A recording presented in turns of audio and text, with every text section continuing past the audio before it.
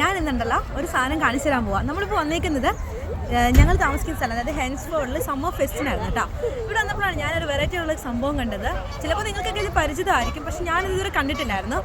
ഇഷ്ടംപോലെ പഴയകാല വണ്ടികൾ, അതായത് ഒത്തിരി വർഷം പഴക്കമുള്ള വണ്ടികളൊക്കെ ഇവരിവിടെ കാണാൻ വേണ്ടിയിട്ട് ഡിസ്പ്ലേക്ക് കൊണ്ടുവന്നിട്ടുണ്ടായിരുന്നു.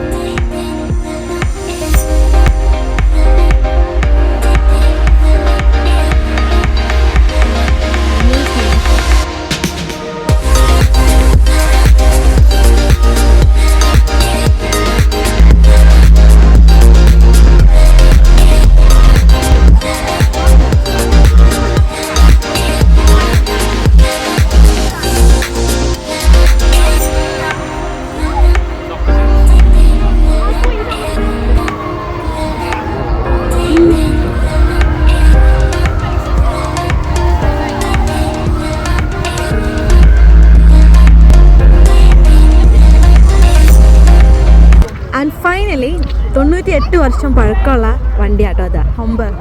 ഇതിൻ്റെ ഓണറാണ് ആ നിൽക്കുന്ന ചേട്ടൻ. അങ്ങോട്ടേക്ക് തിരിഞ്ഞ് നിൽക്കുന്നു അപ്പാപ്പൻ. ചേട്ടൻ എന്ന് പറയാൻ പറ്റില്ല, നമ്മുടെയൊക്കെ മുതുമുത്തശ്ശന്മാരുടെ പ്രായം ഉണ്ടാവും. പുള്ളിയുടെ സ്വന്തം വണ്ടിയാണ് ഇതെന്നാണ് പറഞ്ഞ കേട്ടോ. ഞാൻ ചോദിച്ചായിരുന്നു.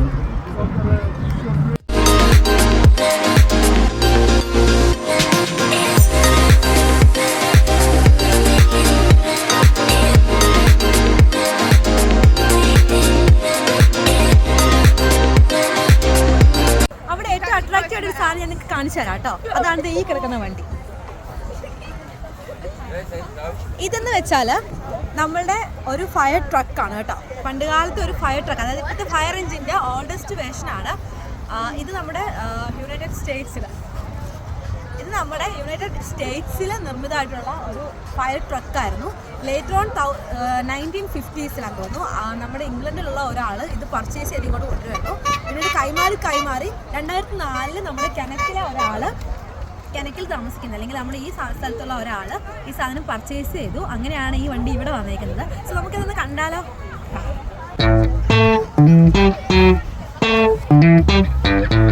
സോ ഇതിൻ്റെ ഹിസ്റ്ററി കാര്യങ്ങളൊക്കെ അത് അവരിവിടെ പറഞ്ഞിട്ടുണ്ട്. അപ്പുറത്തിരുന്ന ആൾക്കാർ ഫുഡ് കഴിക്കുക ഗൈസ്. ഞാൻ ഇപ്പോൾ ശരി കാണിച്ചു തരാം കേട്ടോ. ഇതാണ് ഈ വണ്ടി ആയിരിക്കണം.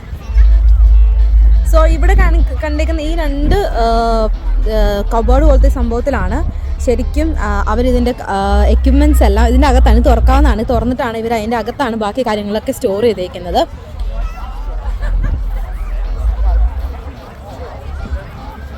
So guys, this is the back of this fire truck. Actually അവർ ഇതിന് ഫയർ ട്രക്ക് എന്നാണ് കേട്ടോ വിളിക്കുന്നത്. ഇപ്പോഴാണ് ഇത് ഫയർ എഞ്ചിൻ ആയത്. ഇവിടെയാണ് എന്തോ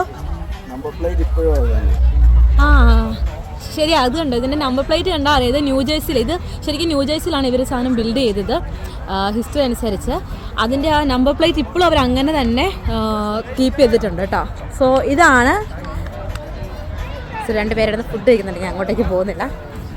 സോ ഗൈസ്, ഇതാണ് പുണ്യപുരാതനമായ ആ ഫയർ എഞ്ചിൻ. കണ്ടിട്ടില്ലാത്തവർക്ക് വേണ്ടിയിട്ടൊന്ന് ഷെയർ ചെയ്തോളൂ കേട്ടോ.